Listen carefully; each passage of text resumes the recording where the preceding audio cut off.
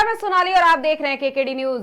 मुद्दे की चर्चा का वक्त हो चला है। जी हां, आपको बता दें, लोकसभा चुनाव 2024 में ज्यादा वक्त नहीं बचा है। ऐसे में देश में राजनीतिक सरगर्मियों को लगातार बढ़ते हुए देखा जा रहा है। आमतौर पर पक्ष और विपक्ष की लड़ाई देखने को मिलती है, लेकिन जब से इंडिया गठबंधन साथ आया है, तब से चुनावी हवाएं और पार्टियों का मिजाज और भी ज्यादा दिलचस्प हो गया है। हालांकि ये गठबंधन धीरे धीरे टूट भी गया और अब गठबंधन में केवल दो ही पार्टियों ने कमान संभाल रखी है। वो है यूपी में सपा और कांग्रेस का गठबंधन। उत्तर प्रदेश में लोकसभा की 80 सीटें हैं, जिनमें से सपा ने कांग्रेस को 17 सीटें दी हैं और सपा खुद 63 सीटों पर चुनाव लड़ने की तैयारी में है। जी हां, यूपी में गठबंधन तो हो गया है, लेकिन लग रहा है बात अब भी नहीं बन पाई है, क्योंकि कांग्रेस अभी भी खुश नहीं दिखाई दे रही है। वहीं कुंडा नरेश राजा भैया से जुड़ी खबरों ने भी सपा और भाजपा दोनों को ही हिलाकर रख दिया है। राजा भैया के सपा में शामिल होने की खबर से भाजपा भी घबरा गई है। वहीं पहले ओपी राजभर, फिर स्वामी प्रसाद मौर्य के पार्टी छोड़कर जाने से सपा को भारी नुकसान होने वाला है, क्योंकि अगर बात करें स्वामी प्रसाद मौर्य की, तो उनके पार्टी छोड़कर जाने से सपा को कहीं ना कहीं भारी नुकसान होने वाला है, क्योंकि स्वामी प्रसाद मौर्य दलितों और पिछड़ों का चेहरा रहे हैं और सपा को इसका बखूबी फायदा भी मिला था। लेकिन अब सवाल यह है कि क्या वाकई में गठबंधन को अब फायदा मिलेगा या फिर तीसरी बार भी पीएम मोदी ही कुर्सी पर बैठेंगे। इस मुद्दे पर चर्चा करने के लिए हमारे साथ तमाम मेहमान मौजूद है। बीजेपी से विकास जी, कांग्रेस से दिनेश जी और सपा से डीपी यादव जी। आप सभी मेहमानों का मुद्दे की चर्चा में बहुत स्वागत है। हमारा सबसे पहला सवाल विकास जी आपसे है। विकास जी, पहला सवाल यही है कि गठबंधन में जिस तरह से फेरबदल चल रहा है, गठबंधन जिस तरह से पहले एक साथ आया, एक एक करके ममता बनर्जी किनारे हुई, उसके बाद फिर अरविंद केजरीवाल किनारे हो गए, अब तो पार्टियों में भी दरार आ गई है। पार्टी में जो नेता है, काम कर रहे थे, वो उनमें भी दरार आ गई है। स्वामी प्रसाद मौर्य की ही अगर बात कर ले तो वो हाल ही में पार्टी छोड़ करके इस्तीफा दे करके चले गए हैं। इसके पीछे कई सारे वजह निकाले जा रहे हैं, लेकिन क्या इससे जो वाकई में सपा पर असर पड़ने वाला है, उसका फायदा बीजेपी को मिलेगा? देखिए, भारतीय जनता पार्टी को जो फायदे की आप बात कर रही हैं, तो भारतीय जनता पार्टी को फायदा सीधे सीधे अपनी जनता और अपने कामों का मिलने जा रहा है। भारतीय जनता पार्टी के पास नीति भी अच्छी है, नीयत भी हमारी साफ ईमानदार है और नेतृत्व भी हमारा बहुत ईमानदार कर्मठ नेतृत्व है हमारे पास। तो नीति, नियत और नेतृत्व, हम तीनों के बल पे आने वाले चुनाव में लाभ नहीं अर्जित करेंगे, बड़ा लाभ अर्जित करेंगे। और भारतीय जनता पार्टी पूरे कॉन्फिडेंट है कि हम 80 में से 80 लोकसभा सीट उत्तर प्रदेश में जीत करके एक नया रिकॉर्ड बनाएंगे, क्योंकि यह भी रिकॉर्ड भारतीय जनता पार्टी के पास है कि इस उत्तर प्रदेश की 71 सीटें भी हमने जीती हैं, जो मुझे लगता है आज तक किसी भी राजनीतिक दल के लिए जीतना संभव नहीं हुआ है। तो ये इसमें भी कोई दो राय नहीं है। भारतीय जनता पार्टी अपने ही रिकॉर्ड तोड़ने के लिए जानी जाती है और हम 80 की 80 लोकसभा सीटें जीतने जा रहे हैं इस 2024 के चुनाव में, क्योंकि हमारी नीति बिल्कुल स्पष्ट है, सबका साथ, सबका विकास और सबका विश्वास। सबका विश्वास आपको दिख भी रहा है कि इसी उत्तर प्रदेश के अंदर 40 साल के बाद कोई सरकार पुनः रिपीट होकर के आई है। 40 साल के बाद, 40 साल के अंदर तमाम, कांग्रेस की भी शुरुआत में सरकार रही, उसके बाद समाजवादी पार्टी की सरकार रही, बहुजन समाजवादी पार्टी की सरकार रही, उसके बाद फिर समाजवादी आई, फिर बहुजन समाजवादी पार्टी आई, फिर बहुजन समाज पार्टी आई। तो तमाम राजनीतिक दलों ने शासन किया, लेकिन जनता ने किसी को ठहराव नहीं दिया, जनता के दिलों में कोई जगह नहीं बना पाया। सोनाली जी, इसका बड़ा फायदा भारतीय जनता पार्टी को मिलने जा रहा है। हमने ऐसा नेतृत्व दिया है इस उत्तर प्रदेश की जनता को जो बहुत ईमानदार है, बहुत कर्मठ नेतृत्व है। कोरोना काल में भी जनता ने जांचा, परखा और समझा। कोरोना जैसी त्रासदी के पास इस उत्तर प्रदेश में चुनाव हुए 2022 में सोनाली, और हम प्रचंड बहुमत के साथ दोबारा फिर सत्ता में हैं। तो ये कामों के बल पे हम अपनी सत्ता हासिल करने जा रहे हैं। और एक तरफ आप देख ही रही हैं कि कैसे घबराहट दिख रही है विपक्षी दलों में। ये साफ देखा जा सकता है कि कुछ मजबूरियों का गठबंधन है। एक कहावत, आपने एक गाना सुना होगा, मिले ना फूल तो कांटों से दोस्ती कर ली, यूं हमने बसर जिंदगी कर ली। तो समाजवादी पार्टी और कांग्रेस के गठबंधन को लेकर के ये बड़ा गाना सुइटेबल बैठता है। यही है सच्चाई इस गठबंधन की। इस गाने का जो जवाब है वो दिनेश जी देंगे कहीं ना कहीं। और सवाल भी आखिर यही है कि कब तक गठबंधन में इसी तरह से चलता रहेगा कि कभी हम गठबंधन में हैं, कभी नहीं हैं। दिनेश जी जवाब दीजिएगा। देखिए, गठबंधन किसी भी दल का जी जनता के हित के लिए किया जाता है। जी, लेकिन इसमें और जनता का हित कहाँ हो रहा है दिनेश जी? हमारे भाई जो भाजपा के प्रवक्ता जो कह रहे हैं, जी गठबंधन में ये भी है, ऐसा नहीं कि इंडिविजुअल चुनाव लड़ रही है, इनके साथ भी गठबंधन है और गठबंधन में ही इन्होंने सरकार बनाई। और रहा सवाल कांग्रेस का, तो जनता के हितों को देखते हुए जी कांग्रेस ने एक बड़ापन दिखाया और समाजवादी पार्टी के साथ गठबंधन किया, दिल्ली में आप पार्टी के साथ गठबंधन किया। तो कहीं ना कहीं जनता के हित के लिए जी गठबंधन हर पार्टियां करती हैं और कांग्रेस भी करती है। लेकिन दिनेश जी सवाल ये है कि गठबंधन पार्टियां करती तो हैं, लेकिन उनका एक जो लूप होता है वो तैयार होता है पहले से। अभी तो कंफर्म नहीं हो पा रहा है, लोकसभा चुनाव की तारीख आने वाली है पर यही नहीं कंफर्म हो पा रहा है कि गठबंधन है या नहीं है, क्योंकि 2 दिन पहले ऐसा हुआ कि सपा और कांग्रेस का गठबंधन नहीं है, फिर सपा और कांग्रेस का गठबंधन हो गया। उससे पहले आप लोग एकता की बात कर रहे थे, पूरे देश में गठबंधन की बात कर रहे थे, लेकिन जो हुआ उसे पूरे देश ने देखा। तो ये कौन सा संदेश आखिर आप लोग देना चाहते हैं? देखिए, धैर्य रखिए। जी इससे पहले लोग कह रहे थे सपा से गठबंधन नहीं हो रहा है, आप पार्टी से गठबंधन नहीं हो रहा है, ममता जी से गठबंधन नहीं हो रहा है। हमारा राष्ट्रीय नेतृत्व पल पर निगाह रखे हुए है जी और आने वाले समय में गठबंधन सभी लोगों से होगा। तो ये वक्त कौन सा होगा दिनेश जी? मतलब लोकसभा चुनाव के पहले ही होगा या लोकसभा चुनाव के बाद होगा? आप मात्र 2-4 दिन 5 दिन में देखेंगे कि जिन जिन से गठबंधन होना है सबसे हो जाएगा, डिक्लेयर कर दिया जाएगा, उसमें कहीं कोई दो राय कोई विकास जी जवाब दीजिएगा कि मतलब अभी गठबंधन तय नहीं हो पाया है, लेकिन अगर हम बात करें 80 सीटों की, उत्तर प्रदेश की अगर बात कर ले 80 सीटों की, तो उस पर बीजेपी को हराने की पूरी दावेदारी है गठबंधन की। मैं फिर कहता हूं आपको कि मजबूरी का नाम है राहुल गांधी, और ये मजबूरी आपको इस गठबंधन की सीटों से भी देखने को मिल रही होगी सोनाली जी। आप देख लीजिए, जो समाजवादी पार्टी ने 17 सीटें दी हैं, तो उसमें अगर रायबरेली छोड़ दीजिए 12 सीटें ऐसी हैं जिसपे कांग्रेस पार्टी की पिछली बार जमानत जब्त हुई थी। अपनी जमानत भी नहीं कांग्रेस पार्टी के प्रत्याशी बचा पाए थे। यहां तक कि उसमें से भी एक सीट ऐसी है जिसपे प्रत्याशी ही नहीं लड़ा था कांग्रेस पार्टी का। तो ऐसी सीटें आज समाजवादी पार्टी ने दी है। तो मुझे लगता है कि जैसे कटोरा लेकर के बैठे थे आप, तो समाजवादी पार्टी ने आपको मनचाही भीख डाल दी। ये स्थिति आज उस दल की जिसने इस उत्तर प्रदेश में 30-30, 40-40 साल शासन किया, 50-50 साल इस देश पे शासन किया है। ये आज कांग्रेस पार्टी के राहुल गांधी के नेतृत्व में कांग्रेस पार्टी की यह स्थिति है। आप देख लीजिए, 2 लड़कों की जोड़ी ने 2017 में भी गठबंधन किया था, और इस 2017 के गठबंधन में भी आपको याद हो कि क्या हासिल हुआ था? कुछ हासिल नहीं हुआ था। 112 सीटों पर कांग्रेस पार्टी लड़ी थी और केवल 7 सीटें जीती थी इस उत्तर प्रदेश के अंदर। और कांग्रेस समाजवादी पार्टी तो बड़े पैमाने पर 300 के आसपास सीटों पर चुनाव लड़ी और मैच 47 सीटें जीतने में कामयाब हुई। तो कुछ भी जनाधार ही नहीं है इस राजनीतिक गठबंधन के पास। अपनी तुष्टीकरण की राजनीति को बचाने के लिए ये गठबंधन किया गया है। कैसे भी करके इन दोनों दलों की तुष्टीकरण की राजनीति परवान चढ़ती रहे और जनता को ये एक तरीके से छलावा है ये गठबंधन, इसके अलावा कुछ भी नहीं है। आप देख लीजिए, अमेठी और रायबरेली जैसी सीटें भी समाजवादी पार्टी अगर अपना प्रत्याशी लड़ा दे वहां पर, तो मैं दावा करता हूं कोई भी युवराज वहां से चुनाव नहीं जीत सकता कांग्रेस पार्टी का, अगर समाजवादी पार्टी वहां से अपना प्रत्याशी लड़ा दे। तो ये खुद ही ऐसी स्थितियां इन 2 वो सीटें हैं सोनाली जी, ये वो सीटें हैं जिन पे कांग्रेस पार्टी ये दम भरती है कि हम पुश्तों से वहां की जनता के दिलों में है। तो वहां पर भी अगर समाजवादी पार्टी की कृपा ना हो इनके ऊपर, कांग्रेस पार्टी के ऊपर, तो वहां भी ये हार जाएं, ये तय है जी। अगर विकास जी कुंडा की बात करें, राजा भैया का नाम आते ही सब लोग बौखला गए एक तरह से।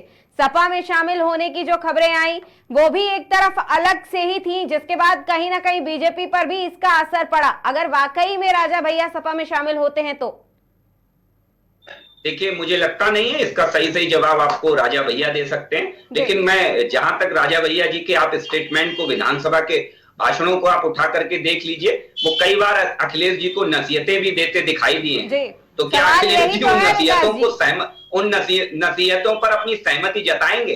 फिर मैं कहूंगा आपको कि मुझे इन खबरों में कोई विश्वास नहीं है। राजा भैया राष्ट्र के साथ हैं, राष्ट्र के विकास के साथ है, और मुझे लगता है कि राष्ट्र की चिंता करते हुए ही वो अपना निर्णय लेंगे। जी दिनेश जी, आप जवाब दीजिएगा। स्वामी प्रसाद मौर्य ने पहले इस्तीफा दिया, उन्होंने फिर उसके बाद बयान भी दिया। उन्होंने कहा कांग्रेस और सपा की विचारधारा में ही कमी है। अगर विचारधारा में ही कमी है, पार्टी के नेता को ही ऐसा लगता है कि दोनों ही पार्टियों के विचारधारा में कमी है, तो किस तरह से आप लोग कुर्सी तक पहुंचेंगे और कुर्सी को कैसे जीत पाएंगे? देखिए, कल स्वामी प्रसाद मौर्य ने स्पष्ट कहा, न्यूज 24 में मैं रात को सुन रहा था कि मैं कांग्रेस के साथ हूं और भारतीय जनता पार्टी की विचारधारा को देश से हटाने के लिए और इनके द्वारा किए गए जनता के जो कार्य जो विफल हुए उनके लिए मैं कांग्रेस गठबंधन के साथ हूं। कल उन्होंने न्यूज 24 में ये बात मैंने सुना। विकास जी ध्यान दीजिएगा। अब रहा प्रश्न, विकास जी अभी बड़ा जोरदारी से कह रहे हैं। देखिए, गठबंधन हमारा हो रहा है, पेट में भारतीय जनता पार्टी लोगों को दर्द हो रहा है, बौखलाहट इनके मुंह से निकल रही है हमारी। देखिए, हमने भी पहले शब्द में कहा कि कांग्रेस ने एक बड़प्पन दिखाते हुए जितनी सीटें समाजवादी से तय हुई उतनी उन्होंने लिया, लेकिन सबसे ज्यादा बौखलाहट तो भारतीय जनता पार्टी को दिख रही है। गठबंधन हमारा हो रहा है, सीटें हम कम ले रहे हैं, दिक्कतें इन्हें हो रही हैं। तो इस बात के लिए हमको हंसी आती है कि वो अपने गठबंधन को देखें और अब की जनता के बीच में किस मुंह से जाएंगे। क्या पेपर लीक करने के मुंह से जाएंगे कि महंगाई के मुंह से जाएंगे, किस मुद्दे को लेकर जाएंगे, हमें यही तो देखना है। और जनता क्या फैसला लेती है ये भी हमें देखना है, और जो फैसला लेगी उसको हम सर माथे पे लगाएंगे, लेकिन ये जाएंगे किस मुंह से? जी विकास जी जवाब देंगे इसका? जी विकास जी, मैंने फिर कहा आपको कि हम तो उसी मुंह से जाएंगे जिस मुंह से जनता ने हमें 2014 में देश की गद्दी सौंपी और सेवा करने का अवसर दिया। हम उसी मुंह से जाएंगे कि 2017 में इतने बड़े बहुमत के साथ भारतीय जनता पार्टी की सरकार बनाई कि मुझे लगता नहीं कि इतना बड़ा बहुमत कभी हासिल हुआ होगा किसी भी राजनीतिक दल को इस उत्तर प्रदेश के अंदर। इस वर्तमान परिवेश में तो बिल्कुल नहीं हासिल हुआ है। हम उसी मुंह से जाएंगे जिस मुंह से हमने कहा कि हम इस देश को दुनिया की तीसरी सबसे बड़ी अर्थव्यवस्था बनाएंगे। हम उसी मुंह से जाएंगे कि जिस मुंह से हमने 12.5 करोड़ लोगों को प्रधानमंत्री आवास देने का काम किया। हम उसी मुंह से जाएंगे कि हमने 50 करोड़ लोगों को स्वास्थ्य बीमा देने का काम किया। हम उसी मुंह से जाएंगे जिस मुंह से हमने, चाहे झारखंड के कांग्रेस सांसद हो, उनके चंगुल में फंसी भ्रष्टाचार की संपत्ति हो, और चाहे उत्तर प्रदेश के अंदर की संपत्ति हो, हमने वो संपत्ति निकाल करके भ्रष्टाचारियों की जबड़ों से निकाल करके देश के खजाने में जमा की। हम उसी मुंह से जाएंगे। हम उस मुंह से कतई नहीं जाएंगे जिस मुंह से सोनिया गांधी जी जब सरकार और सत्ता में होती हैं तो वो दुनिया की चौथी सबसे अमीर महिला होने का खिताब हासिल कर लेती है। हम उस मुंह से कतई नहीं जाएंगे। आज भी हमारा नीति, नियत और नेतृत्व, सोनाली जी, बात वहीं आकर के ठहरती है। ना इनके पास नीति है, ना इनके पास नियत है, और ना इनके पास नेतृत्व है। पल पल बदलता रंग है। क्या गारंटी है कि लोकसभा चुनाव के बाद ये गठबंधन चलेगा? कोई गारंटी नहीं है, क्योंकि इन समाजवादी पार्टी के साथ जब भी गठबंधन हुआ है, चाहे बहुजन समाजवादी पार्टी का गठबंधन हो 2019 का, चाहे 2017 का समाजवादी पार्टी के कांग्रेस पार्टी के साथ का गठबंधन हो, चुनाव खत्म, गठबंधन खत्म। ये समाजवादी पार्टी का चाल चरित्र चेहरा है। ये केवल जनता को बरगलाने के लिए गठबंधन हो रहा है। ये पूरा देश और उत्तर प्रदेश जानता है। सोनाली जी, एक बात इनसे पूछ लीजिएगा, चिरपरिचित इनकी सीटें हैं, चाहे अमेठी हो, चाहे आजमगढ़ हो, चाहे रामपुर हो, आज वो भारतीय जनता पार्टी के पास है। जो बरसों बरस दशक कभी भारतीय जनता पार्टी वहां जीती नहीं, वहां खाता नहीं खुला। आज अगर वहां भी भारतीय जनता पार्टी अपना परचम लहरा रही है तो इसलिए कि वहां के लोगों को भारतीय जनता पार्टी पे विश्वास बढ़ा है और गाढ़ा हुआ है। ये तो चिंता वो लोग करें कि एक युवराज हैं जिनके नेतृत्व में जब कांग्रेस पार्टी आई तो लगातार नीचे ही गिरती चली गई। चाहे यात्रा चालू करने की बात हो तो यात्रा चालू करते हैं, वैसे ही कांग्रेस पार्टी 3 राज्यों में चुनाव हार जाती है। दोबारा यात्रा का फेज स्टार्ट करते हैं तो कांग्रेस पार्टी से नेता छोड़ने वालों की झड़ी लग जाती है, नेता छोड़ छोड़ के भागने लगते हैं कांग्रेस पार्टी को। तो एक तरफ वो युवराज हैं और दूसरी तरफ वो युवराज हैं कि पहली बार 2012 में अपने पिताजी के कंधों पर सवार होकर सत्ता का स्वाद चखने के बाद आधा दर्जन चुनाव अखिलेश यादव जी लड़ चुके हैं अपने नेतृत्व में और किसी चुनाव में उन्हें जीत हासिल नहीं हुई है। ये एक कड़वा सच है जो इन परिवारवादी लोगों का जीवन पर्यंत पीछा करेगा, क्योंकि एक लड़ रहा है अपने बेटे को सेटल करने के लिए, कोई लड़ रहा है अपने भतीजे को सेटल करने के लिए, कोई लड़ रहा है अपनी बेटी को सेटल करने के लिए, कोई लड़ रहा है अपने भतीजे को सेटल करने के लिए, लेकिन इस देश में एकमात्र नेता है जो इस देश को सेटल करने के लिए लड़ रहा है, वो है नरेंद्र मोदी। और यही वो कारण है कि उत्तर प्रदेश में हम 80 लोकसभा सीटें जीत रहे हैं। तो कई सारे सवाल है ना विकास जी, अगर पहले दिनेश जी आप जवाब दीजिएगा, उसके बाद हम सवाल पूछते हैं। दूसरा से हमारे बड़े भाई ने बिल्कुल सत्य कहा है, जिस मुंह से जाएंगे। देखिए पहला मुंह था इनका था कि बहुत हुई महंगाई की मार अब की मोदी सरकार, दूसरा मुंह इनका था कि किसानों की एमएसपी घटाएंगे, तीसरा मुंह इनका जो था वो ये था कि महिलाओं की सुरक्षा देंगे। इसी तरीके से कई मुंह इनके थे, जिन मुंह से इन्होंने एक मुंह से कहा था महंगाई डाइन खाए जात है, सिलेंडर 450 का आज हो गया, इसी मुंह से कहा था कि मैं आऊंगा। और वो 15 लाख वाला जो जुमला बोला था इनके प्रधानमंत्री जी ने, तो निश्चित रूप से आप उसी मुंह से जाएंगे। मैं कहाँ कह रहा हूं कि आप अपने मुंह से जाएंगे, और उसी मुंह से जिस जाएंगे उसी मुंह के भाषा का आपका जवाब जनता देगी। महंगाई डाइन खाए जात है, अब की बहुत हुई महंगाई मोदी सरकार, किसान की एमएसपी, नौजवानों को 2 करोड़ रोजगार, तो निश्चित रूप से आप उसी मुंह से जाएंगे और हम भी जाएंगे। अब ये तो जनता को फैसला करना है कि वो किसके मुंह की भाषा को सुनेगी और किसके मुंह की भाषा को जवाब दे रहे थे आप। सवाल भी यही है विकास जी की एक तरफ से किसान अलग लगे हुए हैं अपनी मांगों को लेकर के, उत्तर प्रदेश का भी वही हाल है। शिक्षक भर्ती को लेकर के शिक्षक परेशान है, महंगाई को लेकर के आम आदमी परेशान है। अगर बात करें पेपर लीक मामले की, तो पेपर लीक लेकर के अगर युवा परेशान है, तो मतलब किस तरह से बीजेपी तैयारी कर रही है? मुझे तो आए थे मैडम, ये इसी मुंह से आए थे कि मैं रोजगार दूंगा, मैं महंगाई कम करूंगा, मैं दूंगा। मैं कहाँ कह रहा हूँ, ये इन्हीं का मुंह था, हमारा मुंह नहीं था। जय विकास जी जवाब दीजिएगा। दुनिया भर की बातें कर ली, लेकिन ये नहीं बताया हमारे साथी ने कि आखिर अमेठी क्यों हारे। ये नहीं बताया हमारे साथी ने कि आधा दर्जन से ज्यादा चुनाव दोनों युवराज लड़ चुके हैं, आखिर क्यों नहीं जीते। आपकी बातों से जनता नहीं कन्विंस होती, जनता अपने काम से कन्विंस होती है। कि मैं आपको आग्रह के साथ कह रहा हूं सोनाली जी, एक बार अपनी एक रिपोर्ट करिए, और रिपोर्ट इस बात की करिए कि कांग्रेस पार्टी ने एक योजना चलाई सबको घर देने के लिए, इंदिरा आवास योजना, जरा उसका सच निकाल लीजिए। और देश के प्रधानमंत्री नरेंद्र मोदी जी ने एक योजना चलाई, प्रधानमंत्री आवास योजना, जरा उसका सच निकाल लीजिए। मैं दावा करता हूं चुनौती के साथ अपने साथी से कि जरा कोई ऐसा गांव, कोई ऐसा मोहल्ला बता दीजिए जहां केवल मुझे 5 इंदिरा आवास बने हुए दिखा दे, तो मैं वो हारने को तैयार हूं। और मैं दावा करता हूं आज से 30 साल बाद भी आप जाइएगा, मैं आपको मोदी जी के द्वारा बनाए हुए प्रधानमंत्री आवास ऐसे ही बने खड़े दिखाऊंगा। ये होती है नियत, इनके कहने से कुछ नहीं होता। जिनके शासनकाल में गाना बन गया सोनाली जी, सकी सैया तो खूब ही कमात है और महंगाई डायन खाए जाता है। मंत्री प्रेस कॉन्फ्रेंस करते थे कि महंगाई कम हो जाएगी और महंगाई बढ़ जाया करती थी। आम आदमी का 5 रुपए में पेट भरवा देते थे इनके व्हाइट कॉलर मंत्री, और ये आज यहाँ आकर के बातें कर रहे हैं। इन्हें याद होना चाहिए 2010, 11 और 12 का वो दौर जब इस देश ने ऑल टाइम महंगाई देखी। मैं चुनौती दे रहा हूं अपने साथी को कि मोदी जी के 9.5 साल के कार्यकाल में कोई एक साल बता दीजिए जब महंगाई पूरे साल डबल डिजिट में रही हो, और कांग्रेस के 2010, 11 और 12 में पूरे 3 साल भर महंगाई डबल डिजिट में हुआ करती थी, डबल डिजिट में। ये बात करते हैं जनता को मूर्ख बनाने की जो प्रवृत्ति कांग्रेस ने पुरातन कालीन व्यवस्था से बना रखी थी। ये नेहरू कांग्रेस है, मैं फिर कहता हूं आपको। और नेहरू कांग्रेस का फंडा ही कुछ ऐसा है कि इन्हें ना जनता से लेना देना है, इन्हें ना पार्टी से लेना देना है, इन्हें केवल और केवल अपने परिवार से लेना देना है। परिवार के लिए महंगाई बहुत बढ़ गई है, निश्चित तौर पर मैं स्वीकार करता हूं।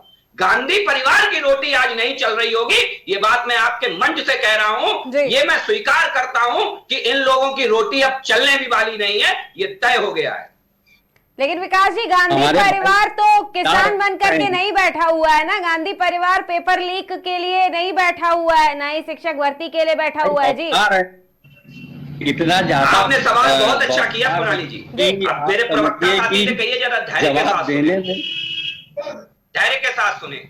जरा याद कर लीजिए कि इनकी राजस्थान की सरकार क्यों गई। पेपर लीक में पीएचडी कर ली है कांग्रेस दिनेश जी, पार्टी आप ही से सवाल है, सुन लीजिएगा, फिर उसके बाद एक एक करके जवाब। जी, जरा इनसे पूछ लीजिएगा कि इनकी राजस्थान सरकार की विदाई क्यों हुई है राजस्थान से। क्यों? क्योंकि पेपर लीक में इन्होंने पीएचडी कर ली है, पीएचडी। उत्तर प्रदेश के अंदर, आप सर सुनिए, दिनेश भाई सुनिए, धैर्य के साथ सुनिए, आराम से जवाब दीजिएगा। और इस गठबंधन से कुछ नहीं होने वाला है। कांग्रेस पार्टी तो रसातल में चली गई है, ये तय मान लीजिए। क्या है ये भी जानते हैं, और सोनाली जी आप भी जानती हैं कि वो बॉन्ड इसीलिए सभी जानते हैं, उत्तर प्रदेश की जनता भी जानती है, उत्तर प्रदेश की जनता भी जानती है, देश की जनता भी जानती है दिनेश भाई, सभी जानते हैं। लेकिन बस यही है कि आप फिर भी बरगलाने से बाज नहीं आते, आप फिर भी इधर उधर की बातें करते हैं। आपके युवराज कुत्ते का बिस्किट देते हैं अपने कार्यकर्ताओं को। क्वेश्चन करते हैं और सत्य कह रहे हैं। सुनिए, अरे सर सुनिए, धैर्य के साथ सुनिए। दिनेश जी, आपके युवराज कुत्ते का बिस्किट देते हैं, आपके युवराज उत्तर प्रदेश के युवाओं को नशेड़ी करार दे देते हैं। ये है सही मायने में कांग्रेस का चाल चरित्र चेहरा। मैं फिर कहता हूं, कांग्रेस मानसिक रूप से बहुत विचलित हो चुकी है। इन्हें अपना पहले मानसिक परीक्षण कराना चाहिए, क्योंकि इतने लंबे समय तक कभी सत्ता से दूर तो हुए नहीं है ये लोग। तो आज जब सत्ता से इतनी लंबी दूरी है, तो वो इनके मानसिक स्तर पर बहुत बड़ा आघात कर रही है। आज ये बहुत बड़ा आघात कर रही है आज।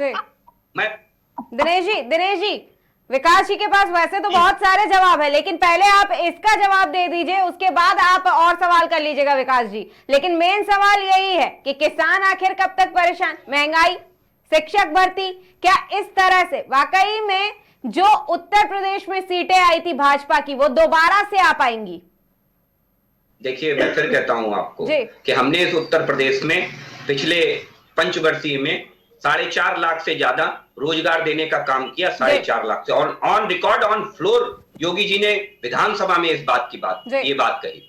और मुझे लगता है कि उत्तर प्रदेश में अन्य भी सरकारें रही, जरा डेटा एक बार आप मैच कर लीजिएगा, मेरा आग्रह सुना लीजिए आपसे। और सबसे बड़ी बात यह है कि इस उत्तर प्रदेश में भ्रष्टाचार मुक्त भर्तियां करने का काम किया है, भ्रष्टाचार मुक्त। वरना आपको इसी उत्तर प्रदेश में याद होना चाहिए सोनाली जी, आप बहुत वरिष्ठ पत्रकार हैं, बहुत टाइम से आप पत्रकारिता जगत से जुड़ी हुई हैं। इसी उत्तर प्रदेश के अंदर लिस्टें कहां से जारी होती थी, और उन लिस्टों के अंदर ओबीसी आरक्षण के नाम पर किनका समायोजन होता था, ये मुझे लगता है कि आपसे बेहतर कोई जानता नहीं है। ये बात उत्तर प्रदेश की जनता को बताने की जरूरत नहीं है। दूसरी चीज, रही बात किसानों की, मैं फिर कहता हूं आपको कि किसानों को सच्ची मायने में अगर कोई हितैषी है तो भारतीय जनता पार्टी की। लेकिन किसान इस बात को मान नहीं रहे ना विकास जी। मैं फिर कह रहा हूं, मेरा पूरा विषय आ जाएगा, आपको समझ में आ जाएगा। मैं फिर कह रहा हूं आपको कि किसानों का आंदोलन, निश्चित तौर पर किसानों को अपनी मांगे मानने का और मनवाने का पूरा नैतिक अधिकार है। लेकिन क्या इस देश में कि कोई भी एजेंसी या कोई भी सरकार केवल एक वर्ग को केंद्रित करके कोई पॉलिसी बना सकती है? आप बताइए। सबको ध्यान में रख करके नीति सरकार को बनानी पड़ती और उसके हिसाब से सरकार काम करती है। जरा कांग्रेस पार्टी के प्रवक्ता से पूछ लीजिए कि भारतीय जनता पार्टी की सरकार में 69% दाम गेहूं के बढ़े हैं, 69% की हमने वृद्धि की है अपनी सरकार में। तो कब से जवाब देना चाह रहे हैं विकास जी, कब से बोलना चाह रहे हैं? जी मैं बता रहा हूँ आपको, 69% की गेहूं। अरे दिनेश भाई सुनिए, आराम से जवाब दीजिएगा, डरिए मत भाई, डरिए मत। किसानों के पीछे खड़े होकर के गोली मत चलाइए, किसानों के पीछे खड़े होकर के मत किसानों को हथियार की तरह मत इस्तेमाल करिए। जनता आपसे पूछेगी कि 50-50 साल इस देश में शासन किया, तो जरा बताइए कि आपने क्या किया कि आज आप किसानों के पीछे खड़े होना चाहते हैं, कभी पीडीए के पीछे खड़ा होना चाहते हैं, लेकिन अपना बताने के लिए कुछ भी नहीं है कांग्रेस पार्टी के पास कि 50 साल में इन्होंने क्या दिया इस देश को। क्या दिया मैं बता दूं, मैंने पहले ही कहा आपको, इन्होंने क्या दिया। इन्होंने इस देश को गड्ढा दिया, जिसे भरने का काम माननीय मोदी जी ने किया, माननीय योगी जी ने किया इस उत्तर प्रदेश में। मैं फिर कहता हूं आपसे कि इसी उत्तर प्रदेश को बीमारू राज्य कहते थे, और आज इस उत्तर प्रदेश को बीमारू राज्य से सुचारू राज्य बनाने का काम, उत्तर प्रदेश वाकई में बनाने का काम अगर किसी ने किया है तो योगी जी ने किया। ये इच्छा शक्ति का परिणाम है आज कि जितने भी राजनीतिक दल हैं, कभी मध्य प्रदेश में गठबंधन करने की नहीं सोच रहे थे विधानसभा चुनाव में, और अखिलेश वखिलेश हो गए, चिरकुट नेता हो गए, और आज चिरकुट नेता और अखिलेश वखिलेश एक छत के नीचे हैं, क्योंकि ये जानते हैं कि सामने भारतीय जनता पार्टी खड़ी है। ये सब जानते हैं। तो जितने भी आज शुतुरमुर्ग हैं वो सब एक छत के नीचे आए हुए हैं अपने आप को बचाने के लिए, क्योंकि सामने भारतीय जनता पार्टी है। दिनेश जी अब जवाब दीजिएगा, क्योंकि अखिलेश कुछ नहीं है और शुतुरमुर्ग हैं। बाकी की ये जितनी भी बातें आपने किसानों को लेकर के सुनी है, आप शायद जवाब बेहतर तरीके से दे पाए। देखिए जी, 9 साल की ये जो भारतीय जनता पार्टी की योगी और मोदी जी की सरकार है, इसी 9 साल में हमने कपड़े पहनने सीखे हैं, इसी 9 साल में हमने एयरपोर्ट बनवाए हैं, इसी 9 साल में देश का सारा विकास इसी 9 साल में हुआ है। एयरपोर्ट हो गए, डबल से ज्यादा एयरपोर्ट हो गए, दूने से ज्यादा यूनिवर्सिटी हो गई। आपने केवल एक एम्स बनाया था, और माननीय मोदी जी की सरकार ने 1 दर्जन एम्स बना करके खड़े कर दिए इस देश के अंदर। तो डेवलपमेंट पे बड़ी बड़ी बातें एक काम कर देने से देश नहीं चलता है दिनेश जी। आपको कंटिन्यू डिलीवर करके देना होता है। जो मोदी जी ने डिलीवर किया है, सोनिया गांधी दुनिया की 4थी अमीर सबसे महिला नहीं बन पाएंगी, ये बड़े अफसोस की बात है। आप जो कुछ बोलते हैं, कितने तैयार किए ये जनता जानती है। शुतुरमुर्ग आप जिसको कह रहे हैं ना, तो आपके जो योगी जी थे ना, एक दिन संसद में खड़े होकर रो रहे, मुझे बचा लीजिए मेरा काउंटर हो रहा है। तो आप अपने गुंडों की सरकार चलाने वालों से ये कह देना कि आज उन्हीं गुंडों की कब्र खोदने का काम किया है माननीय योगी जी ने। जिन गुंडों के सहारे वो डराने का काम करते थे समाजवादी पार्टी के लोग, आज उन्हीं गुंडों की कब्र खोद दी है उन्हीं योगी जी ने। अरे सुनना भी तो सीखिए, खाली कहना सीखिए, बड़े बड़े आंसू लेके। और कांग्रेस का गठबंधन सोनाली जी सबसे पहले टिकट किसे दे रहा है? मुख्तार अंसारी के भाई को। क्या इस पर जस्टिफाई करेगी समाजवादी कांग्रेस पार्टी? इस पर कुछ बोलेगी? 2 शब्द हैं कुछ शब्द बोलने के लिए जी। गणेश जी अब जवाब दीजिए। दूसरी चीज, स्वामी प्रसाद मौर्य जी का भी अभी बहुत क्रेडिट ले रहे थे, तो क्या ये मान लिया जाए कि जब क्रेडिट आप लेंगे स्वामी प्रसाद मौर्य का, जब लाभ आप लेंगे स्वामी प्रसाद मौर्य का, तो ये तय माना जाए कि आप स्वामी प्रसाद मौर्य के बयानों से भी आप सहमत हैं, आप उस बात में विश्वास रखते हैं जो सनातन को चोट पहुंचाने वाले स्वामी प्रसाद जी। अब इस स्टेटमेंट का जवाब दीजिएगा, क्योंकि अभी इससे पहले आप ही ने कहा कि स्वामी प्रसाद मौर्य कहीं ना कहीं कांग्रेस के साथ तो हैं, यानी सनातन विरोधी कांग्रेस में हमेशा कहता हूं। भारतीय जनता पार्टी से त्रस्त जो जनता है, उस जनता के हितों के लिए कांग्रेस के साथ खड़े हुए, और निश्चित रूप से जिस प्रकार से आज आम आदमी तो इसका मतलब ये है दिनेश जी कि जिससे आप गठबंधन कर रहे हैं सपा से, वही जनता का हित नहीं चाहती है, इसीलिए स्वामी प्रसाद मौर्य छोड़ करके कांग्रेस की तरफ रुख करेंगे, जैसा कि आप दावा कर रहे हैं। वो सपा का और उनका इंटरनल मामला, जैसे भी राजा भैया का इनका इंटरनल मामला, हम क्यों हस्तक्षेप करें, लेकिन जनहित के लिए अगर वो मेरे साथ आना चाहते हैं यानी कांग्रेस के साथ, तो उनका स्वागत। हम क्यों उसमें, क्या उन्होंने अखिलेश के साथ किया, क्या स्वामी प्रसाद मौर्य ने उनके साथ किया, हमको उससे क्या लेना है। लेकिन जनता के हितों के लिए अगर वो हमारे साथ आना चाहते हैं तो हम उनका स्वागत करना चाहते हैं, वो भी जनता के हितों के लिए, अपने हित के लिए नहीं। जनता का हित कैसे होगा दिनेश जी? सबसे पहला सवाल तो यही है। अब आपके ऊपर ही आरोप लग रहे हैं कि कांग्रेस ही किसानों के जनता ऊपर का ही बंदूक होगा, रख मैं करके बता रहा हूं और सोनाली उसके जी। बाद ये सब कुछ करवा रही है। और इसके अलावा अगर हम गठबंधन की भी बात कर ले तो पहले आप लोगों ने एकता की बात कही, पूरे देश में गठबंधन की बात कही, कई सारी बैठकें की गई, कई सारी सीट शेयरिंग के दावे भी किए गए, लेकिन हकीकत क्या निकला? देश की जनता भी आखिर क्यों भरोसा करे कि जब इतने दिनों से बैठकें हो रही हैं, इतने दिनों से चर्चा की जा रही है, लेकिन तब भी जब कोई बात नहीं बनी, तो पार्टी में ही जब बात नहीं बन पा रही है तो देश की जनता को संभालने पर बात कैसे बनेगी? दिनेश जी देखिए, जनता को गठबंधन से मतलब नहीं है। पूरा गठबंधन हो पूरा जाएगा। दिनेश जी ये जो देखो, वो भारतीय होर्डिंग बैनर्स जनता लगा पार्टी करके के दावे किए जा रहे हैं ना, इस देश की जनता को हर एक चीज से मतलब है, हर एक चीज से मतलब है, उन्हें सब मतलब होता है, सब पता होता है, कहाँ महंगाई है, कहाँ गरीबी है, क्यों किस चीज से कौन परेशान है, कौन सी पार्टी अच्छी रहेगी। अब आप कह रहे देश की जनता को मतलब ही नहीं है। देश की जनता को अगर मतलब नहीं होगा तो वो चुनाव में अपना मतदान कैसे करेगी? नहीं, आप हमारी बात नहीं समझ रहे हैं। गठबंधन जो होना है वो गठबंधन तो हम लोगों का हो रहा है, जनता उसको भी देख गठबंधन रही है। देख करके, चेहरा देख करके ही तो जनता मतदान करेगी। और अभी कोई फाइनल डिसीजन तो हुआ नहीं है, ना अभी चुनाव घोषित हुए, ना आचार संहिता लगी है। ये प्रश्न आपका जब होगा जब आचार संहिता लग जाए और हमारा गठबंधन कंप्लीट ना हो पाए। अभी आप धैर्य रखिए, 2-4 दिन में सारे आपको सामने आ जाएगा। जब आपके सामने आ जाएगा तो जनता के सामने भी आ जाएगा और जनता उसी के अनुरूप अपना फैसला लेगी। विकास जी बताइए। इनसे जरा चिरकुट नेताओं के नाम पूछ लीजिएगा जिनका अखिलेश जी जिक्र कर रहे थे। कम से कम अब तो बता दें, गठबंधन हो गया, कि वो इनके गठबंधन में चिरकुट नेता कौन है इनकी पार्टी में, जिनका अखिलेश जी जिक्र कर रहे थे। खैर छोड़िए, ये इनका अपना विषय है। दूसरी चीज जरा इनसे सबसे बड़े चिरकुट नेता तो आदित्य योगी जी है हमारे यहाँ, हमारे प्रदेश में। उनसे बड़े चिरकुट को तो जनता ने बता दिया है कि सबसे बड़ा चिरकुट कौन है। ये पूरे उत्तर प्रदेश की जनता ने बताया है। माफियाओं के कंधे पर सवार होकर, माफियाओं के कंधे पर सवार होकर आप सत्ता का स्वाद चखना चाहते हैं। राष्ट्रीय नेता नहीं है कि आप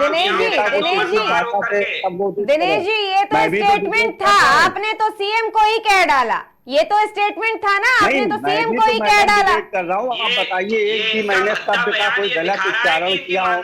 ये चिरकुट कर रहे हैं, ये कोई भाषा होती है? अखिलेश जी ने जो कहा है मैं वही कह रहा हूँ दिनेश जी। पहले आप अपनी भाषा को सुधारिए। आप डिबेट कर रहे हैं, आप एक जिम्मेदार प्रवक्ता हैं, आप सवाल कर रहे हैं, हम भी तो आपको जवाब दे रहे हैं।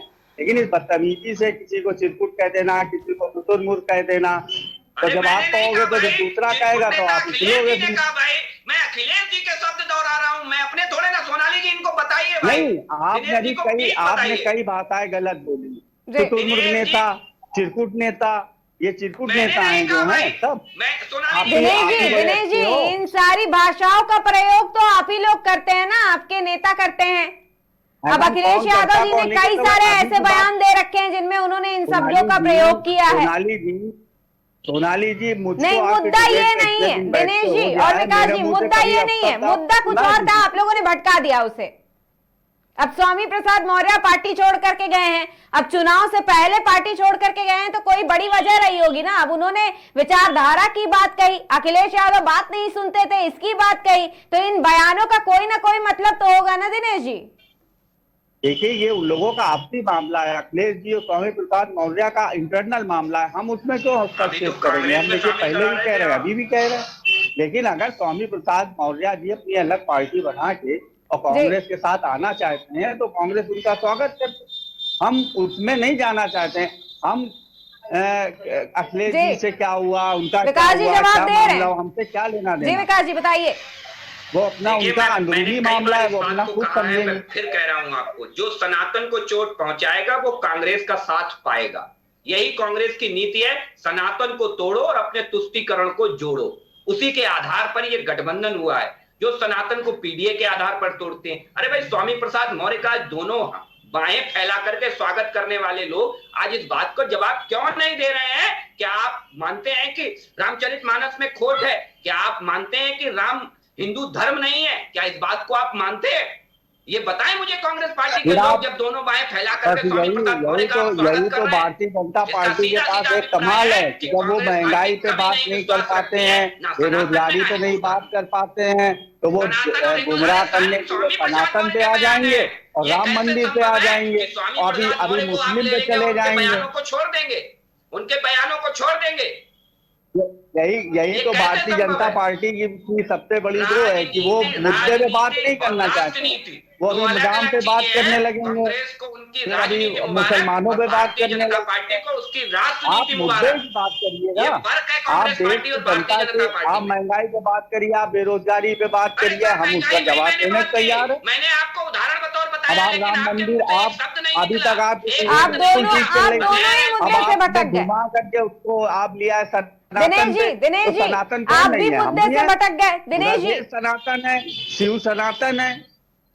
दिनेश जी, सबसे बड़ा सवाल यही है कि स्वामी प्रसाद मौर्य ने तो कांग्रेस की विचारधारा पर भी सवाल उठाए। उन्होंने साफ साफ कहा कि कांग्रेस और सपा दोनों की ही विचारधारा एक जैसी है और वो किसी की बात नहीं सुनते। लेकिन आप दावा कर रहे हैं कि स्वामी प्रसाद मौर्य आपके साथ जुड़ने वाले हैं कांग्रेस के साथ, यानी कि उनको कांग्रेस पर भरोसा है पर सपा पर नहीं। अब जब पार्टी के नेता को ही कांग्रेस पर भरोसा है, सपा पर नहीं, तो इस गठबंधन का क्या होगा उत्तर प्रदेश में? मैं आपको न्यूज़ 24 का वो कल रात का आपको भेज दूंगा। दिनेश जी, सवाल ये नहीं है, दिनेश जी सवाल ये नहीं है, मैं गलत बात थोड़े ना कह रहा हूँ, जो उन्होंने सवाल कहा ये नहीं है, उसका मैं आपको जवाब दे रहा हूँ कि रात बात भरोसे की है ना। आपने कहा देश की जनता को इससे कोई मतलब नहीं है, देश की जनता को गठबंधन से मतलब नहीं है, पर देश की जनता को इस बयान से तो मतलब होगा ना कि जब पार्टी के नेता को ही भरोसा नहीं है, जब उन्हीं की बात नहीं सुन रहे, तो देश की समस्याओं को क्या सुनेंगे, जनता की समस्याओं को क्या सुनेंगे, उसका समाधान कैसे करेंगे? निश्चित रूप से इससे तो मतलब है जनता ना का भी समाधान होगा और आने वाले लोकसभा चुनाव में जिस प्रकार से भारतीय जनता पार्टी ने तो अपने पुराने वादों को जनता के बीच में उसको साकार किया है, चाहे वो बेरोजगारी का हो, चाहे वो रोजगार का हो, चाहे वो किसानों का हो, निश्चित रूप से हमारा गठबंधन 2-4 दिन में क्लियर होगा और जनता इसका जवाब देगी भारतीय जनता पार्टी को। निश्चित रूप से आप बिल्कुल बस यही देखना है दिनेश जी, बस यही देखना है। लोकसभा चुनाव में वक्त ही कितना बचा है, देश की जनता एक बार फिर से मतदान करेगी, एक बार फिर से भरोसा दिखाएगी। लेकिन जो किसान आज सड़कों पर उतरे हुए हैं, जो शिक्षक आज सड़क पर बैठे हुए हैं, जो युवा परेशान है, जो महंगाई से महिलाएं परेशान है, देश की हर एक वर्ग आज परेशान टहल रहा है, हर दूसरा इंसान बेरोजगार टहल रहा है। तो देखना बस यही है कि दोबारा तो सरकार बनेगी, लेकिन वो सरकार करती क्या है आखिर? इसी तरह से बयानबाजी करेगी, इसी तरह से एक दूसरे के ऊपर आरोप प्रत्यारोप करेगी।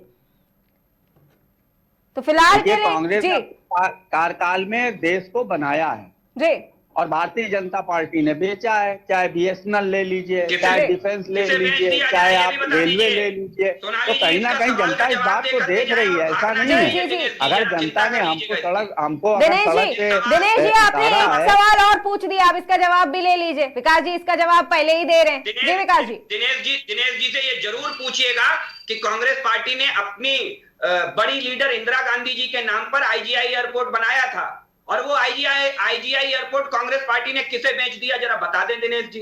और अगर वो IGI एयरपोर्ट नहीं बेचा गया तो नरेंद्र मोदी जी ने किसे क्या बेच दिया, इसको बता करके जाएं अभी दिनेश जी, अन्यथा पूरे देश से माफी मांगे, क्योंकि झूठ की राजनीति ही कांग्रेस पार्टी का आधार है। मैं फिर कह रहा हूं आपको कि ये गठबंधन कांग्रेस पार्टी ने जो आज किया है, वो केवल अमेठी और रायबरेली की सीट बचाने के लिए किया है, क्योंकि 17 सीटें जो कांग्रेस पार्टी को मिली है, उसमें से 12 सीटें ऐसी है जो कांग्रेस पार्टी जिनमें अपनी जमानत तक नहीं बचा पाई थी 2019 में। एक सीट पर तो प्रत्याशी तक नहीं उतारा था कांग्रेस पार्टी ने अपना, और केवल अमेठी और रायबरेली, मतलब परिवार बचा रहे कांग्रेस पार्टी का, भले ही पार्टी खत्म हो जाए। इस सिद्धांत की वजह से कांग्रेस पार्टी ने एक गठबंधन किया है। ये कड़वा सच है जिसको दिनेश जी को स्वीकार करना पड़ेगा। मैं आपकी सोच को सलाम करता हूं सर, आप जरा धैर्य रखिए, आने दीजिए लोकसभा चुनाव, आप भी यही रहेंगे, हम भी रहेंगे। यही तो बात है दिनेश जी, आप लोग यही तो एक दूसरे के ऊपर आरोप प्रत्यारोप कर लिए, सवाल जवाब कर लिए, लेकिन जो असली जवाब देना था उसे ही भूल गए। समस्याओं का समाधान कौन करेगा ये भूल गए। फिलहाल तो आप लोगों का बहुत बहुत धन्यवाद हमसे जुड़ने के लिए मुद्दे की चर्चा में। लेकिन सवाल अब भी वही है कि क्या कुर्सी पर जो बैठेगा या तो तीसरी बार पीएम मोदी ही कुर्सी पर बैठने वाले हैं या फिर कोई नया आने वाला है। लेकिन क्या जो नया आएगा वो इस देश की तमाम समस्याओं को खत्म कर पाएगा? जो आपको बता दें 2024 के चुनाव में कुछ ही दिनों का वक्त बाकी है, जिसके लिए सभी पार्टियों ने कमर कस ली है और तैयारियां शुरू कर दी हैं। लेकिन पहले तो गठबंधन में क्या होने वाला था ये साफ नहीं हो रहा था, लेकिन अब सपा और कांग्रेस ने इसे साफ करते हुए उत्तर प्रदेश में गठबंधन नहीं होगा ऐसा ऐलान किया। उसके बाद फिर से कहा कि अब दोबारा यूपी में गठबंधन की सरकार बनेगी। लेकिन सवाल यह है कि अब तो चुनाव के तारीखों का भी जल्द ऐलान होने वाला है, तो आखिर कब तक सीट शेयरिंग और गठबंधन होगा या नहीं होगा, इस मुद्दे पर आपस में ही सपा और कांग्रेस उलझी रहेगी। वहीं अपने बयानों के कारण चर्चा में रहने वाले स्वामी प्रसाद मौर्य ने आखिरकार समाजवादी पार्टी की प्राथमिक सदस्यता से इस्तीफा दे ही दिया। इससे पहले उन्होंने पार्टी महासचिव के पद से भी इस्तीफा दे दिया था। उन्होंने विधान परिषद की सदस्यता भी छोड़ दी थी। वहीं स्वामी प्रसाद मौर्य ने अपना इस्तीफा सपा प्रमुख अखिलेश यादव को भेजा था, जिसके बाद से कई तरह के सवाल उठ रहे हैं कि क्या वो किसी और अन्य पार्टी में शामिल हो सकते हैं या फिर अपनी नई पार्टी बना सकते हैं। इसके अलावा आपको यह भी बता दें कि चुनाव आयोग 13 मार्च के बाद लोकसभा चुनाव की तारीखों की घोषणा कर सकता है। चुनाव आयोग ने सूत्रों ने कहा है कि आयोग आम चुनाव की तैयारियों का आज आकलन करने के लिए कई राज्यों का दौरा कर रहा है और एक बार यह पूरा होने के बाद तारीखों की घोषणा की जाएगी। वहीं चुनाव 7 से 8 चरणों में हो सकते हैं। अब देखना यह है कि लोकसभा चुनाव में किसकी जीत होती है। क्या तीसरी बार भी पीएम मोदी कुर्सी पर सवार होंगे या फिर इस बार गठबंधन का नंबर लगने वाला है? फिलहाल के लिए नमस्कार, देखते रहिए केकेडी न्यूज।